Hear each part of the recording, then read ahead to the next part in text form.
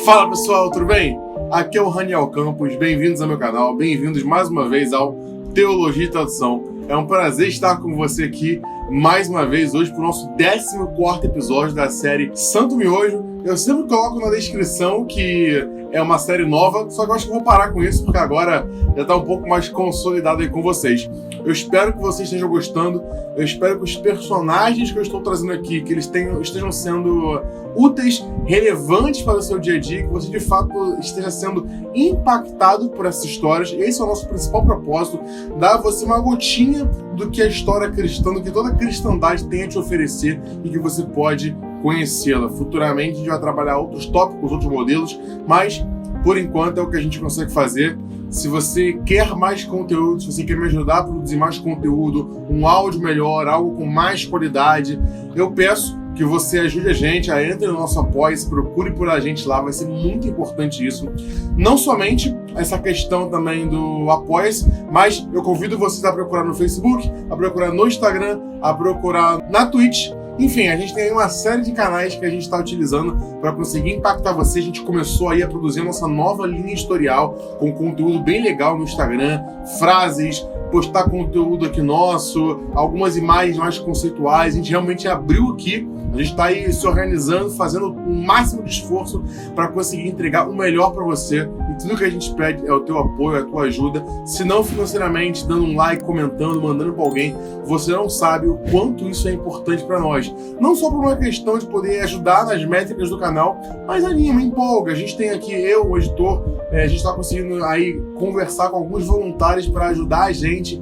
Então, para que isso possa acontecer, realmente o teu like ele ajuda a motivar a gente. Você sabe que tem pessoas que estão gostando daquilo que a gente está fazendo. Certo, pessoal? Hoje vamos fazer um pouquinho diferente. Vocês talvez não vejam esse vídeo no dia certinho, vocês vão ver na segunda-feira, no dia 13 de fevereiro, é o dia que vai estar saindo esse vídeo aqui. Porém, recentemente a gente teve uma data muito importante, que é o Dia Internacional da Mulher. E claro, né, o Teologia e Tradução, ele não poderia esquecer essa data, e hoje a gente separou uma história aqui maravilhosa, claro, né, de uma mulher cristã que contribuiu e muito. Ela já foi citada por aqui, a gente já falou da mãe de Santo Agostinho, Santa Mônica, só que hoje vamos falar também de uma outra santa mulher. Hoje nós vamos falar sobre Susannah Wesley.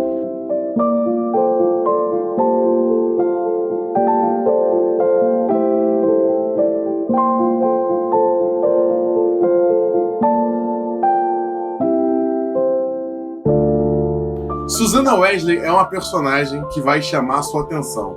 Tudo vai começar com uma frase que ela tem, né? Uma frase icônica dela, que é a seguinte: eu tenho muito orgulho de dizer que os meus filhos nunca choraram quando havia uma visita na minha casa. Afinal, eu ensinei eles a nunca chorarem quando eles eram corrigidos.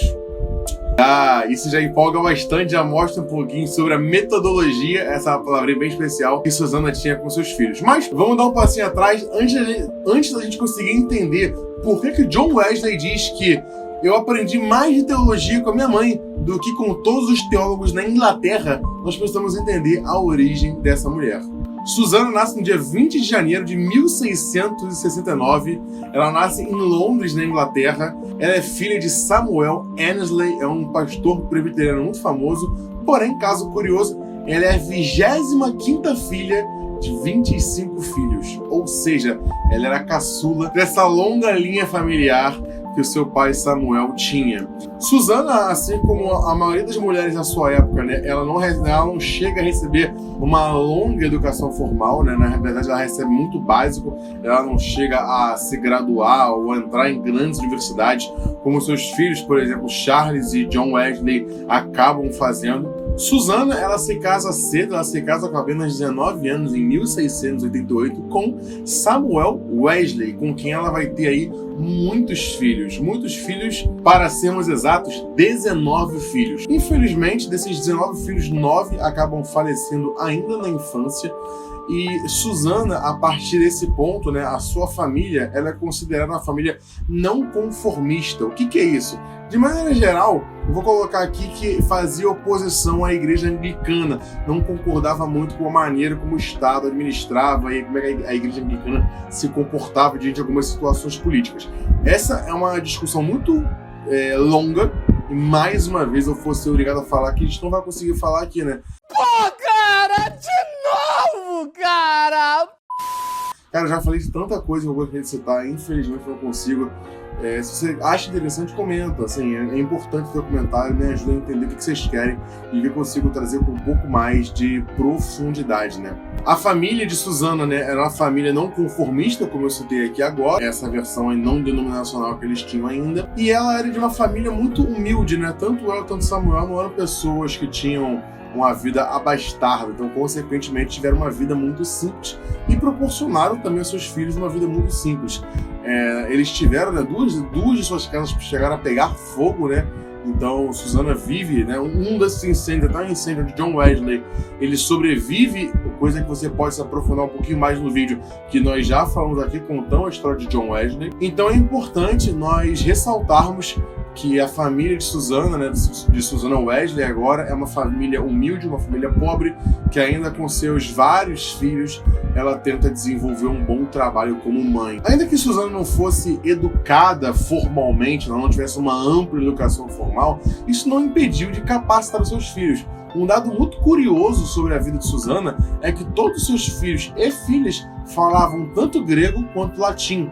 Então é bem legal a gente ver como é que Susana ela investe na educação dos seus filhos. Ainda que o John Wesley, né, seja muito conhecido, outros personagens, né, outros filhos de Susana, como por exemplo o Charles Wesley, ele compõe, né, mais de 6.000 hinos. Então essa dupla aí, Charles e John Wesley, eles são mais reconhecidos, né, os mais conhecidos entre os filhos de Susana, e é legal a gente reparar como é que os filhos dela se desenvolveram em áreas diferentes, mas ambos focados em se desenvolver e crescer para o reino de Deus, né? Enquanto John Wesley ele estava conseguindo seu mestrado em Oxford, o seu irmão, Charles, ele tá compondo os hinos, esses mais de 6.000 hinos de sua história. Então é bem legal a gente ver como é que a educação de Susana, a sua pouca educação formal, não a deixou incapacitada de motivar e educar seus filhos para que eles conseguissem alcançar patamares que ela nunca se imaginaria chegar. Por uma parte da vida de Susana, ela e o seu marido ficaram separados, e existe uma carta que eu quero ler aqui para vocês, né, no diário de Susana, e é uma carta que também é enviada a seu marido. Ela escreve algo maravilhoso, e é por isso que eu quis falar tanto dessa personagem, porque ainda que ela escreva algumas obras bem importantes que a gente vai conhecer, principalmente no período onde ela ficou viúva, né, ela morre depois do seu marido, é legal a gente ver como é que o papel de mãe e como é que ela se colocava de fato numa posição de mestra da casa, como isso encanta gerações. Eu vou ler o texto aqui na íntegra, esse texto foi traduzido por mim, eu traduzi esse pequeno material aqui, e eu vou colocar na descrição do vídeo de onde é que eu peguei essa citação, para vocês poderem se aprofundar. Uma prática que eu vi recentemente no canal no YouTube, bem legal, se eu não me engano, acho que é o Brasão de Armas, eu posso estar confundindo o nome, tá? Mas eu gostei bastante de uma prática que ele faz, de colocar todos os links que ele faz, os estudos, né, todas as referências que ele cita, na descrição. Se vocês acharem legal, eu vou estar fazendo isso também, eu vou fazer com isso aqui. Todo o material que eu citar, eu vou estar colocando ele aqui para você poder acompanhar comigo e se aprofundar mais, talvez facilite um pouquinho na sua caminhada, tá bom? Eu vou ler aqui o material. Susana, então, ela diz o seguinte: sou uma mulher, mas também sou a mestra de uma grande família. Ainda que a liderança maior das almas dessa família esteja com você, ainda assim, na sua longa ausência, eu não posso deixar de ver cada uma dessas almas que você deixou debaixo do meu comando como um talento confiado a mim. Não sou um homem, nem ministro, ainda assim sou mãe e mestra. Eu senti que deveria fazer mais do que já fazia e decidi começar com meus próprios filhos, os quais eu pratico o seguinte método. Eu tiro uma parte do meu tempo para que eu possa conversar todas as noites com cada uma das crianças. Segunda, falo com Molly. Terça, com Hatley. Quarta é a Nancy. Quinta, Jack. Sexta, Beth. Sábado, com Charles. Quão admirável é ver Susana em sua paixão por seus filhos e respeito por seu marido, ainda que errando em sua função. Então, repara como é que essa carta apaixonante mostra o desejo de uma mãe de dar tempo e educação aos seus filhos, ainda que estivesse naquele momento, né, vivendo sozinha, sem o seu marido, por algumas discussões que ambos tiveram, né, eles permaneceram separados aí por uma parte da vida deles. É lindo a gente conseguir imaginar como é que, através disso, olha só que loucura, né? Por conta de uma mãe que decidiu cuidar bem dos seus filhos, ela vai impactar não só a Inglaterra, mas toda a Europa. Porque o método, né, essa visão metodista wesleyana que vai se desenvolver no futuro, ela é fruto do trabalho que começou com Susana e com a sua rigidez ainda como mãe. Mas logo a gente vai entender que Susana não era só uma mulher muito firme com seus filhos, mas era uma mulher apaixonada pelos seus filhos, que os educou com muita paixão e com muito carinho. Mas, voltando um pouquinho ainda, então, né, falando um pouco sobre o impacto de Susana na Inglaterra e no mundo, o método de John Wesley e Charles, né, eles iam em igrejas, eles cantavam em locais abertos, e a pregação cristocêntrica. É interessante lembrar que, enquanto isso, nessa época, um dos segmentos, né, protestantes que mais se desenvolvia era a perspectiva calvinista. Então, John Wesley quebra um pouco esse padrão, trazendo uma mentalidade um pouco diferente, né, uma mentalidade um pouco mais sinergista em relação à salvação, e não só isso, mas também outros fatores. Então, é muito legal ver como é que Susana, ela realmente quebra o padrão do que estava fazendo na Europa, né, e na Inglaterra, e começa a trazer uma outra perspectiva através do que os seus filhos estavam fazendo. Então, Charles cantava vários louvores e John Wesley pregava em todos os lugares disponíveis, ou seja, essa mentalidade, esse culto alegre, vívido, falando sobre essa extrema paixão e o ato de se comprometer a uma vida de santidade com Deus, ela é marca registrada dessa visão metodista wesleyana. Olha só que coisa legal, que coisa fantástica, né? Susana, ela, além de fazer isso tudo, né, eu acho que a principal característica dela é justamente o seu papel como mãe, e ela deixa como mãe 14 regras que ela, né, praticava com seus filhos, e também mais um documento que a gente tem na íntegra que eu vou compartilhar com vocês, tá? Então eu vou compartilhar aqui com vocês agora um pouquinho dessas 14 regras, né, de educação familiar que Susana nos traz, com toda a sua simpatia, com o seu modo compreensivo de ser, todo o seu carinho e paixão por educar seus filhos. Bem, vamos às regras. Primeira regra, não permitir comer entre as refeições. Segunda regra, colocar todas as crianças na cama às 8 horas da noite. Dormir cedo é acordar cedo. Terceiro, exigir que eles tomem os medicamentos sem se queixar. Vale a pena a gente lembrar uma coisa muito importante, gente. O medicamento nessa época tinha aquele gosto horroroso. Hoje em dia a gente não tem tudo. Hoje em dia a gente tem tudo com gostinho de morango, nem baunilha. Naquela época era remédio, assim, complicado, né? Mas então tem essa dica que ela nos dá. 4. Subjugar a vontade própria da criança e assim trabalhar junto, né, com Deus para salvar a sua alma, né? É um pouco daquela visão sinergista que eu compartilhei com vocês. Aprender a orar assim que aprender a falar é a 5ª regra. 6ª, não entregar nada que eles pedem por chorar, apenas pedindo educadamente. 7ª, para evitar a mentira, não punir nenhuma falha que seja confessada e arrependida verdadeiramente. 8, nenhum ato de pecado passa sem punição. 9, nunca punir uma criança 2 vezes pelo mesmo erro. 10, elogiar e recompensar todo bom comportamento. 11. Reservar direitos de propriedade, mesmo para os menores assuntos. 12ª. Qualquer tentativa de agradar, mesmo que mal executada, deve ser elogiada. 13ª. Cumprir rigorosamente todas as promessas. 14ª. Ensinar a criança a temer a vara.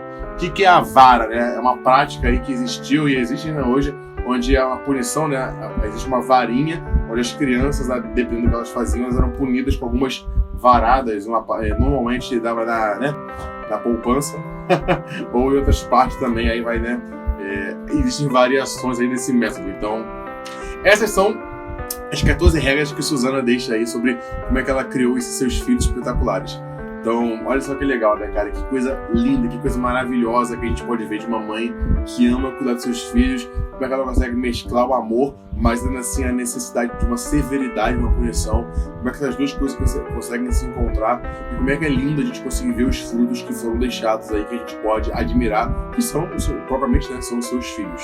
Como eu disse, a Susana, ela deixa de ser uma não conformista, né, junto com seu marido, e ela se torna, assim, uma anglicana reformada, E ela, nos últimos 3 anos de sua vida, ela desenvolve alguns tratados, alguns materiais focados não só sobre a educação dos seus filhos, mas também a respeito de uma defesa, uma apologia ao anglicanismo reformado. Então, é legal a gente ver como é que ela se desenvolveu ao longo do tempo, se tornando não só uma personagem que se desenvolve como uma grande mãe, mas também como uma personagem que se desenvolve como uma mente pensante, que também vai teologar por aí, né? E bem, como você deve imaginar, né, depois de uma vida linda, né, fantástica, uma história tão bonita de uma mãe que trouxe tantos frutos para nós, Susana, ela acaba falecendo em 1742 já. Ela já era viúva na época, né, e junta-se aí ao seu marido, mas o mais importante, ela reúne-se, né, com o noivo a quem ela tanto esperava. E o seu corpo, ela se encontra ali perto, né, ainda também em Londres, onde foi feita uma fundação de Susana Wesley, onde serve, né, poder compartilhar um pouquinho sobre tudo aquilo que Susana ensinou ao longo de sua vida. Certo, pessoal? Bem, então é isso. Que história, né, gente? Que história fantástica. Esse aqui é o momento do Teologia e Tradução para parabenizar todas as mulheres. Que Deus abençoe cada um de vocês. Que vocês possam ser grandes mestras, grandes mães, grandes teólogas, grandes mulheres de Deus, que possam contribuir onde Ele as chamou, né? A gente tem o caso de Santa Mônica, a gente tem Susana Wesley, a gente tem Febe, a gente tem tantos personagens, a gente tem Priscila, a gente tem Débora, a gente tem Esther, a gente tem Ruth. Enfim, é uma infinidade de personagens, não só na Escritura Sagrada, mas também na história do cristianismo, que agregaram muito. Então, não te falta exemplos a serem seguidos. Eu espero que esse canal possa ser uma pitadinha que possa também trazer esses nomes para vocês. Certo, pessoal? Então, parabéns às mulheres virtuosas. Que o Senhor abençoe cada um. Agora, engolando todo mundo, Deus abençoe vocês. Espero que vocês tenham gostado desse material. Se você gostou, curta, comenta, compartilha. Ajuda a gente, vá no Apoia, seja o nosso segundo apoiador. Se não sabe como é que isso motiva a gente, nos ajuda a produzir mais. Então, é isso. Fiquem com Deus.